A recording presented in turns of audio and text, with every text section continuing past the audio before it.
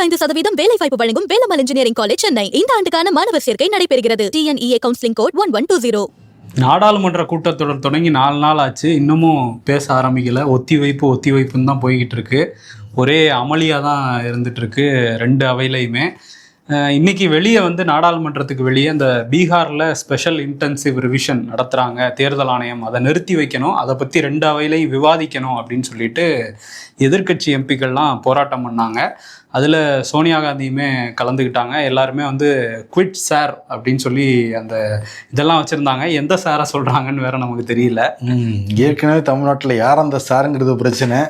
இப்போ பீகார் சார் அந்த சாரை நிப்பாட்ட சொல்லுங்கிறதான் தேசிய அளவு பெரிய பிரச்சனையாக போய்கிட்டு இருக்கு. ஆமாம், இன்னைக்கு நாடாளுமன்றத்தில் நீங்கள் சொன்ன மாதிரி ஒரு 4வது நாளாக எல்லாம் புறக்கணிச்சு நடக்காம தான் போய்கிட்டு இருக்கு. இந்த சூழல்ல இதை பத்தி விவாதிச்சு ஆகணும்னு சொல்லிட்டு எதிர்கட்சி தலைவர் ராகுல் காந்தி, மல்லிகார்ஜுனா கார்கே எல்லாருமே சொல்றாங்க. குறிப்பா ராகுல் காந்தி என்ன சொல்றாருன்னா, நேத்து ட்ரம்ப் பேசினப்ப கூட 25வது முறையா இந்தியா பாகிஸ்தான் முதல்ல நிப்பாட்டினது நான் தாங்கிறத தொடர்ந்து கிளைம் பண்ணிக்கிட்டே இருக்காரு. குவார்டர் செஞ்சுரி அடிச்சிட்டாரு 25 டைம்ஸ். இது ஒரு பெரிய பிரச்சனை. மோடி இது வரைக்கும் வாயே திறக்காம இருக்காரு. இதை பத்தி பேசணும், விவாதிக்கணும்னு சொல்றாரு. இன்னொரு பக்கம் மல்லிகார்ஜுனா கார்கே தொடர்ந்து இந்தியாவை இழிவுபடுத்திக்கிட்டே இருக்காரு ட்ரம்ப். இதுக்கு நிச்சயம் விவாதம் பண்ணணும், மோடி பதில் சொல்லணும்னு எதிர்கட்சிகள் சொல்றாங்க. ஆனா மோடி இந்தியாவிலேயே கிடையாது. ஆமா, தேதி குறிச்சிருக்காங்க, ஜூலை 28ஆம் தேதி 16 மணி நேர விவாதம் மக்களவையில் நடைபெற போகுது. 16 மணி நேரத்தில் என்ன விவாதிக்க போறாங்க, குறிப்பா பிரதமர் மோடி என்ன பேச போறாங்க, எல்லாருமே அவரோட எதிர்பார்த்துக்கிட்டு இருக்கோம். அவர் என்ன சொல்லுவாரு, 22 நிமிஷத்துல நம்ம பயங்கரவாத முகாம்களை அழிச்சிட்டோம், இது இந்தியாவுக்கு கிடைச்ச வெற்றிங்கிறது தான் திரும்ப உள்ள பேச போறாரு. இது எல்லாருக்கும் தெரியும். ட்ரம்ப் கிளைம் பண்றதுக்கு இவர் என்ன பதில் சொல்ல போறாரு, இது நேரு செய்த தவறு அப்படின்னு சொல்லி முடிச்சிருவாருன்னு நினைக்கிறேன். எல்லாம் சிரிச்சிருவாங்க. அப்படித்தானே பண்ணிட்டு இருக்காரு வருஷம். சரி, அந்த நீதிபதி யஷ்வந்த் வர்மா அந்த விஷயமும் நாளுக்கு நாள் பெருசாயிட்டே போகுது. நேத்து அமித்ஷா கூட ஓம் பிர்லா மக்களவை சபாநாயகர், அதே மாதிரி மாநிலங்களவை சபாநாயகர் ஹரிவன்ஸ் இவங்க எல்லாரும் பேசுனதா சொல்றாங்க. சீக்கிரம் ஓம் பிர்லா ஒரு நீதிபதிகள் கொண்ட ஒரு குழு அவர் அமைக்கலான்னு சொல்றாங்க.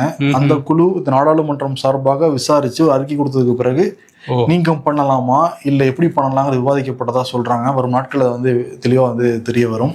ஆமா, அந்த இவருமே நீதிபதி யஷ்வந்த் வர்மாவுமே என் வீட்டுல கட்டுக்கட்டா பணம் எடுத்தாங்க, அதுக்கும் எனக்கும் சம்பந்தம் இல்லை அப்படின்னு சொல்லிட்டு இருந்தாருல்ல. ஆனா அந்த சுப்ரீம் கோர்ட் அமைச்ச இன்ஹவுஸ் கமிட்டி அவர் தப்பு பண்ணிட்டாரு அப்படின்னு சொல்லி ரிப்போர்ட் கொடுத்துட்டாங்க. அந்த ரிப்போர்ட்டை எதிர்த்து ஒரு மேல்முறையீடு போயிருந்தாரு உச்ச நீதிமன்றத்திலேயே.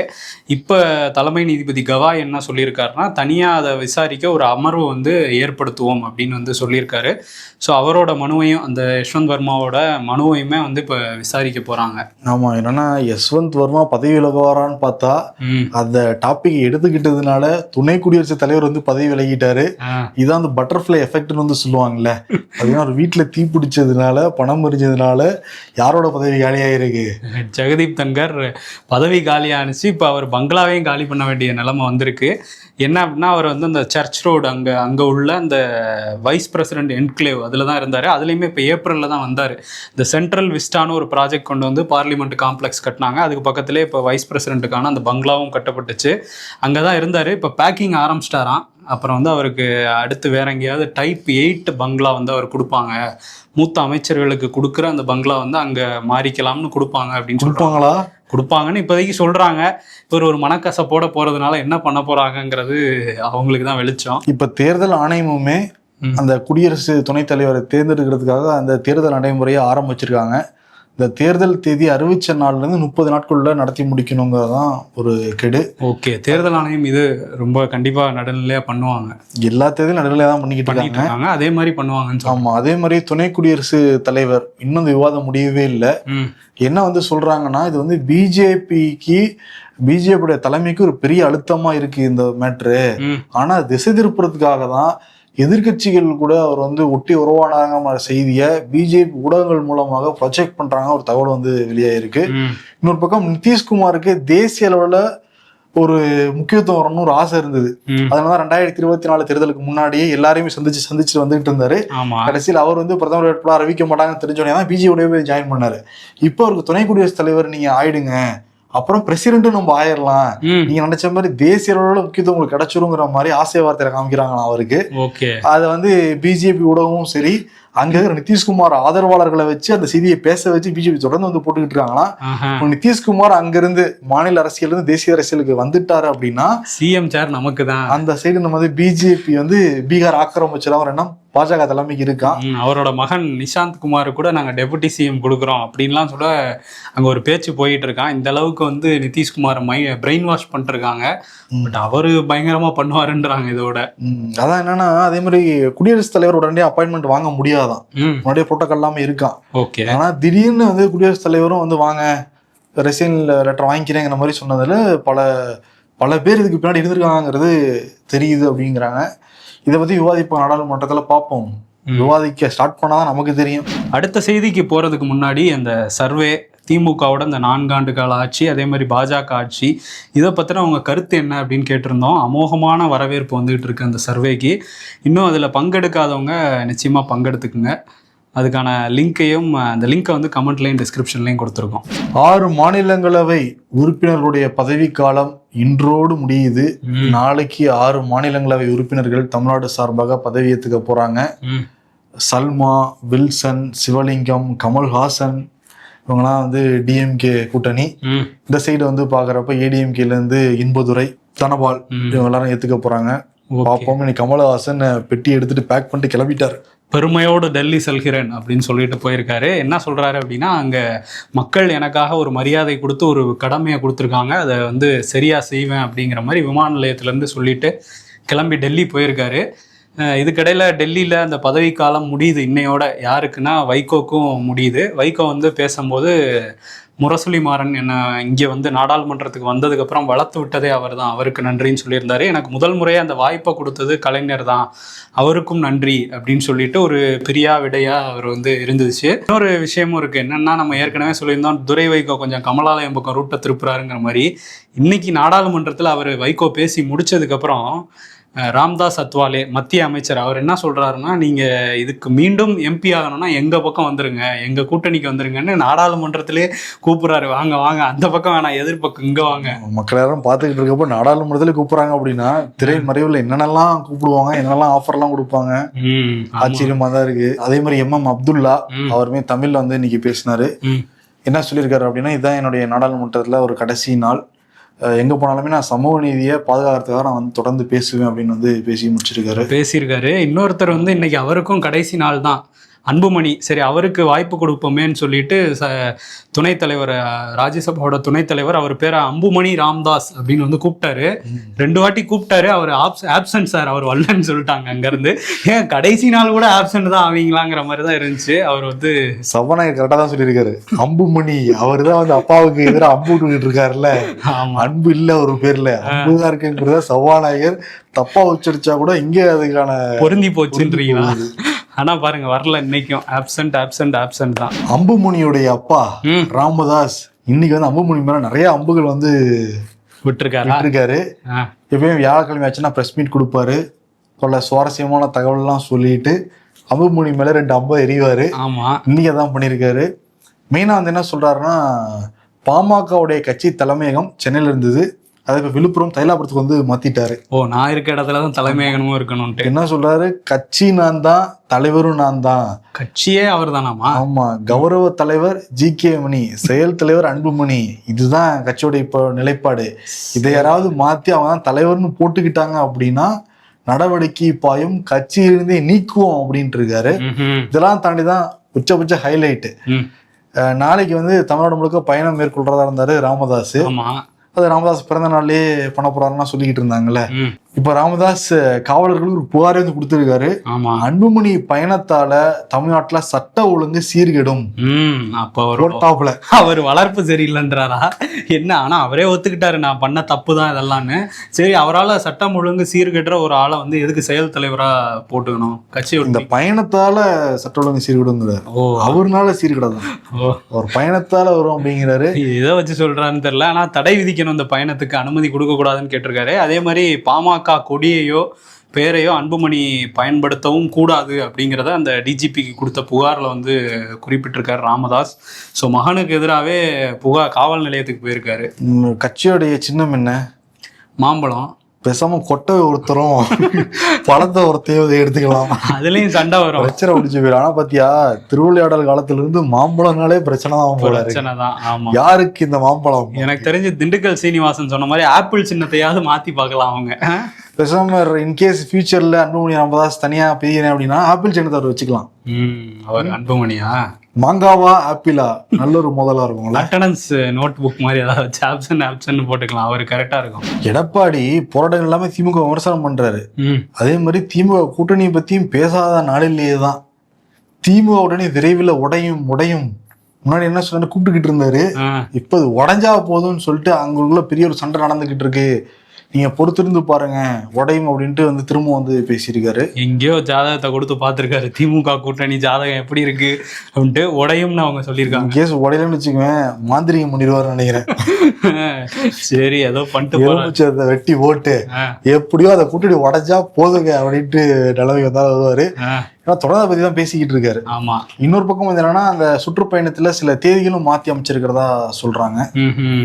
ஓகே, இதுக்கிடையில வந்து கூட்டணியில இன்னொரு கட்சினா பாஜக, அவங்க தலைவர் நயினார் நாகேந்திரன் என்ன சொல்றாருன்னா, இன்னும் இப்ப 8 மாசம் இருக்கு தேர்தலுக்கு, பாருங்க தேர்தல் நெருங்கும் போது நிறைய கட்சிகள் எங்க பக்கம் வரலாம், அதெல்லாம் காட்சிகள்லாம் மாறுங்கிற மாதிரி அவர் இன்னும் நம்பிக்கையோட இருக்காரு. அதே மாதிரி அந்த உங்களுடன் ஸ்டாலின் ஒரு திட்டம் இருக்குல்ல, அது வந்து தேர்தலுக்கான ஒரு பிரச்சாரம் தான், அந்த கட்சி வேலை, அதை வந்து அரசாங்க செலவுல பண்ணிட்டு இருக்காங்கிற ஒரு குற்றச்சாட்டையும் வச்சிருக்காரு. உங்களுடன் அரசன் கூட வைக்கலாம், ஏன் உங்களுடன் ஸ்டாலின் வைக்கிறாங்கன்னா அவரை சிஎம் வேட்பாளராக நாங்க அறிவிக்கிறோங்கிற மாதிரி போயிட்டு இருக்காங்கன்னு பிஜேபி தரப்புல சொல்றாங்க. ஆனா என்னன்னா, இவங்க எங்க கூட்டணி ரொம்ப ஸ்ட்ராங்கா தான் இருக்குன்னு சொல்ல முடியறாங்க பாத்தியா, அது ஒரு வீக்னஸ் தானே பார்க்க விடும் மக்கள் மத்தியில. ஆமா, ஆனா கூட்டணிக்கு வருவாங்க, கூட்டணி உடையில திருப்பி தான் பேசிக்கிட்டு இருக்காங்க. இல்ல, நீங்க இப்படி சொல்றீங்கல்ல, ஆர்பி உதயகுமார் என்ன சொல்றாருன்னா, அவர் ரொம்ப கான்பிடென்ட்டா இருக்காரு. அவர் வந்து இந்த விமல் ஒரு படத்துல அவங்க அம்மா சொல்ற மாதிரி வரும்ல, ஆடி போய் ஆவணி வந்தா டாப்பா வருவோங்கிற மாதிரியே அதிமுக டாப்பா வரும் ஆடி போய் ஆவணி வந்தா அப்படின்னு சொல்றாங்க. அவர் ஒரு அந்த படத்தோட கதாநாயகன் மாதிரி எடப்பாடியை நிறுத்துறாருன்னு நினைக்கிறேன். அந்த படம் பேரு வந்து களவாணின்னு நினைக்கிறேன் இந்த சொல்றேன். ஆனா வந்து யாராவது கேட்டாங்களா? இல்ல, அது ஞாபகம் வந்துச்சு, அது ஒரு படம் பார்த்த ஞாபகம், அதுக்காக சொல்றேன். சரி, இன்னொன்னு சொல்றாரு அவரு, எடப்பாடி வச்ச குறி என்னைக்குமே தப்பாது. ஏன் 10 வாட்டி தப்புச்சு? 10 வாட்டியும் குறி மிஸ் ஆயிடுச்சுங்கிற மேட்ரு ஆர்பி உதயகுமாருக்கு தெரியல போல இருக்கு. இனிமேலும் மிஸ் ஆகாது, எடப்பாடி குறி வச்சா மிஸ் ஆகாது, அவருடைய குறியில நாம் தமிழரும் தமிழக வெற்றி கழகமும் வரும் அப்படின்னு நம்பிக்கையோட இருக்காரு ஆர்பி உதயகுமார். இன்னொரு பக்கம் அந்த கூட்டணியில தான் இருக்காரு டிடிவி தினகரன் அமமுக இருக்காரா. ஆனா அந்த பிரச்சாரத்துல சுற்றுப்பயணத்துல போறப்ப எடப்பாடி பழனிசாமி எங்கேயுமே அமமுக பேரை மென்ஷன் பண்றதே கிடையாது. இதை பத்தி கேள்வி கேட்டதுக்கு அதை நீங்க அவர்கிட்ட தான் போய் கேட்கணும், ஆனா நாங்க இன்னும் என்டிஏ கூட்டணி தான் இருக்கோம்னு டிடிவி தினகரன் தொடர்ந்து அவர் கிளைம் பண்ணிட்டு தான் இருக்காரு. பிஜேபி அமமுக எங்க கூட்டணி தான் இருக்கான்னு சொல்றாங்க.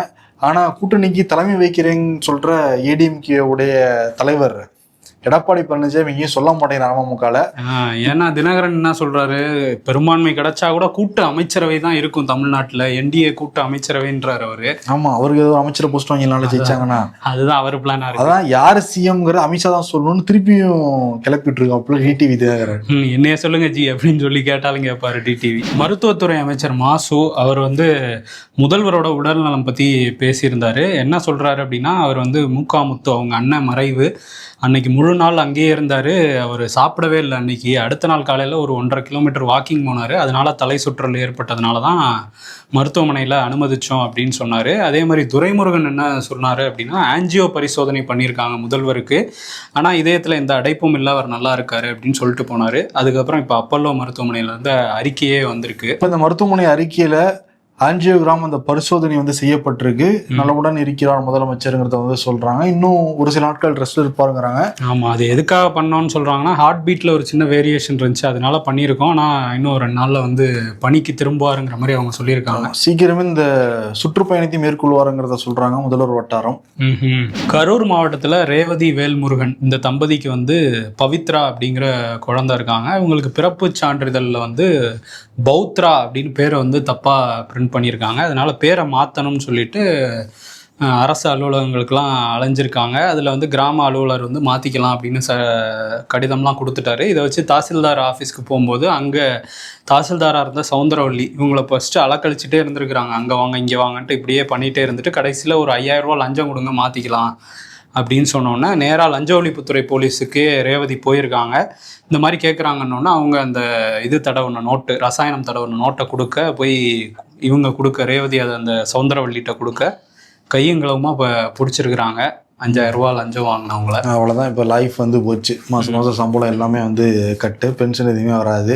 எதுக்கு அல்பத்தனமாக ஒரு 5000 10,000 ஆசைப்பட்டு மக்கள் பணி செய்ய வந்து அதை மட்டும் வந்து பார்க்கணும். இல்லைன்னா இந்த நேம் மாத்திரத்தை நீங்கள் சொன்னீங்கல்ல, தமிழ்நாட்டில் பல இடங்கள் இது வந்து நடக்குது.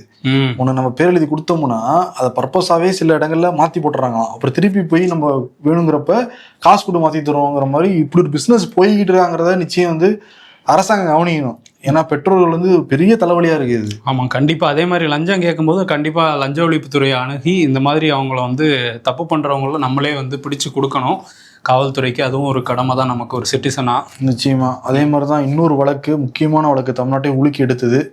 2018ஆம் ஆண்டு அபிராமிங்கிறவங்க வந்து தன்னோட கள்ளக்காதலன் கூட தொடர்பில் இருந்ததுனால தன்னோட 2 குழந்தைகளுக்கு தூக்க மாத்திரை கொடுத்து கொன்னாங்க. இப்போ நீதிமன்றம் வந்து தீர்ப்பு கொடுத்துருக்காங்க. அந்த அபிராமியும் அதே மாதிரி அந்த கள்ளக்காதலன் மீனாட்சி சுந்தரம் 2 பேரும் குற்றவாளிகள் ஒரு தீர்ப்பு வந்து கொடுத்துருக்காங்க. உச்சபட்ச தண்டனை எல்லாரும் கேட்டுக்கிட்டு இருந்தாங்க. அதே மாதிரி சாகும் வரை ஆயுத தண்டனை 2 பேருக்கு வந்து கொடுத்துருக்காங்க. சாத்தான்குளம் அந்த தந்தை மகன் கொலை வழக்கில் முக்கிய குற்றவாளியான அந்த இன்ஸ்பெக்டர், அந்த டைமில் இன்ஸ்பெக்டராக இருந்த ஸ்ரீதர், நான் அப்ரூவராக மாறுறேன் அப்படின்னு சொல்லியிருந்தாருன்னு நேற்றே சொல்லியிருந்தோம். அதுக்கு இப்போ சிபிஐ வந்து எதிர்ப்பு தெரிவிச்சிருக்கிறாங்க. அப்ரூவராக மாற விட மாட்டோம் அப்படிங்கிற மாதிரி. அந்த வழக்கு ஒரு பக்கம் நடந்துகிட்ருக்கு. இன்னொரு வழக்கு என்னென்னா, இடி அவங்க வந்து அமைச்சர் கேஆர் நேருவோட சகோதரர் ரவிச்சந்திரன் மேலே ஒரு வழக்கு போட்டிருந்தாங்க. 2013 ஐஓபியில் ஒரு 30 கோடி கடன் வாங்கி மோசடி பண்ணியிருக்காருங்கிறது அந்த வழக்கு. அது வந்து பொய் வழக்கு ரத்து பண்ணணும்னு உயர்நீதிமன்றத்துக்கு போயிருந்தார் ரவிச்சந்திரன். இப்போ சென்னை உயர்நீதிமன்றம் இடி போட்ட அந்த வழக்கை ரத்து பண்ணிட்டாங்க. இடி பற்றி பேசிகிட்டு இருக்கப்ப ஈடின்னு ஒரு வீட்டுக்கு போயிருக்காங்க. அம்பானி வீட்டுக்கு போயிருக்காங்க. அம்பானி வீட்டுக்கா? வாய்ப்பு இல்லையே. அனில் அம்பானி. அதுக்கு வாய்ப்பு இருக்கு. ஆமாம். ரிலையன்ஸ் கம்யூனிகேஷனுடைய தலைவராக இருக்காரு. அவர் வந்து எஸ்பிஐயில் பணம் வாங்கிட்டு கடன் வாங்கிட்டு கொடுக்காதனால மோசடியாளருங்கிறதையும் அறிவிச்சிருக்காங்க. எப்போ போறாரு வெளிநாட்டுக்கு? இப்போ அது அடிப்படையில் அமலாக்கத்துறை அவருடைய வீடு, அலுவலகம் எல்லா பக்கமும் ரைட் நடத்திக்கிட்டு இருக்காங்க.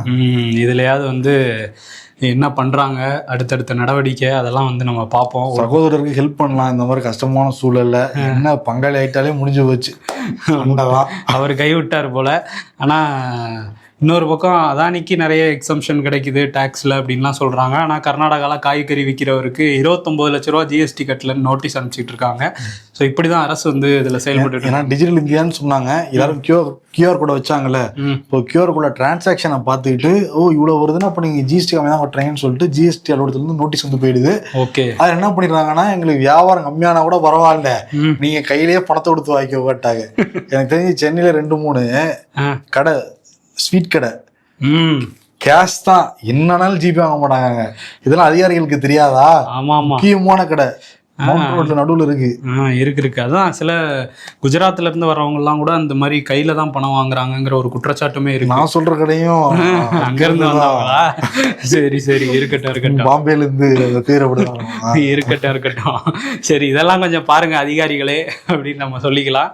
அப்படியே வந்து இந்த ரஷ்யா உக்ரைன் வார் இது வந்து ஒரு எப்படா நிற்குங்கிற மாதிரி தான் போய்கிட்டே இருக்கு. ஒரு தொடர்கதையா போயிட்டு இருக்கு. இதை பத்தி டர்க்கியில இஸ்தான்புல் அங்க வந்து பேசலாம்னு சொல்லிட்டு மூணாவது ஒரு கூட்டம் நடந்தது.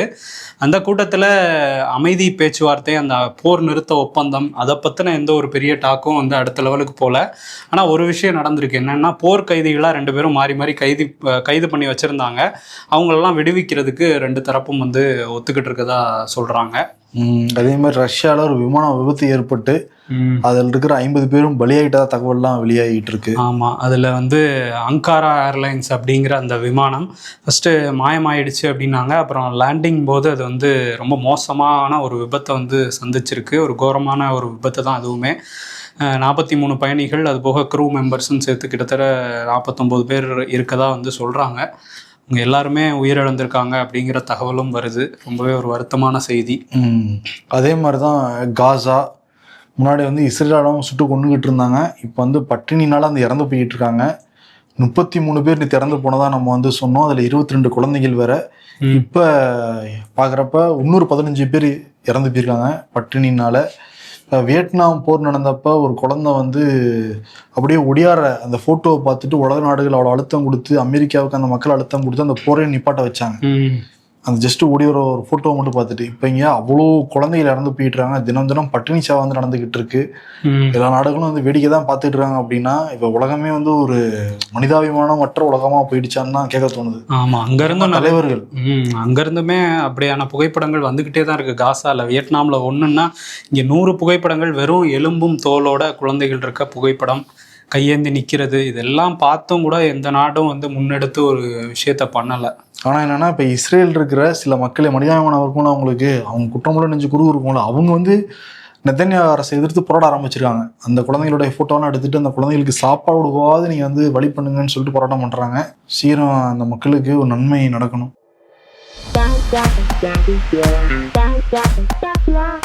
மை மைண்டு இனிமேல் அம்மா கிட்ட கோவப்படக்கூடாது. அம்மா என்ன டின்னர்? உப்மாடா. பயங்கர கோபமாகறாங்க. 30 லட்சத்துக்கு வீடு கட்டி வாடகைக்கு விட்டா மாசம் 10,000 கிடைக்கும். அதே காசுல ஸ்லீப்பர் கோச் பஸ் வாங்கி டிராவல்ஸ்ல விட்டா டெய்லி 10,000 வருமானம் வரும். அது ஆக்சுவலி 30 லட்சம் ஆகாது, 60 லட்சம் 70 லட்சம் ஆகும்.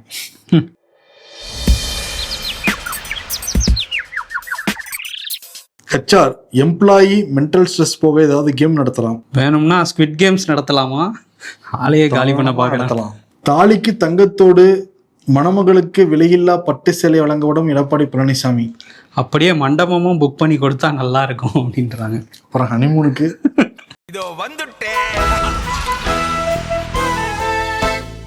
விருது ராமதாஸ் அன்புமணி ராமதாஸ். சாரி, அம்புமணி ராமதாஸ். ஓகே. இன்னைக்கு எப்பயுமே பார்லிமெண்ட்டுக்கு போக மாட்டாரு நமக்கு தெரியும். லாஸ்ட் நாளும் வந்து போகல. நாளைக்கு எங்கேயாவது போகலான்னு பார்த்தா அதுக்குள்ள அப்பா வந்து சட்ட ஒழுங்கு பிரச்சனையே வந்துடும் அம்புமணி ராமதாஸ்னாலங்கிறத சொல்லிக்கிட்டு இருக்காரு. காவல்துறையிட்ட புகார் விடுற அளவுக்கு வந்து போயிருக்காரு. பாமக கட்சி பெயரையோ கொடியையோ பயன்படுத்தக்கூடாதுலாம் சொல்றாரு அவரு. இதெல்லாம் பாக்குறப்ப இதெல்லாம் நம்ம லிஸ்ட்லயே இல்லையேங்கிற மாதிரி போய்கிட்டு இருக்கு. ஆனா செயல் தலைவர் அவரு தாங்கிறாரு. அதுவும் நம்ம லிஸ்ட்ல இல்லைங்கிற மாதிரி தான் இருக்கு. ரெண்டுமே கான்ட்ரடிக்ஷனா இருக்கு. சரி, ஏதோ ஒண்ணு பண்றாரு ராமதாஸ். இது வந்து நம்ம லிஸ்ட்லயே இல்லையேங்கிற விருதை வந்து அவர் கொடுத்துட்டு ஓகே நம்ம வந்து விடைபெறலாம். நன்றி, வணக்கம். வேலம்மாள் இன்ஜினியரிங் கல்லூரியில் BE, ME, BTech மற்றும் MBA படிப்புகளுக்கான அட்மிஷன் நடைபெறுகிறது. மேலும் விவரங்களுக்கு கல்லூரியின் இணையதளம் அல்லது 8939221120 என்ற எண்ணை தொடர்பு கொள்ளவும்.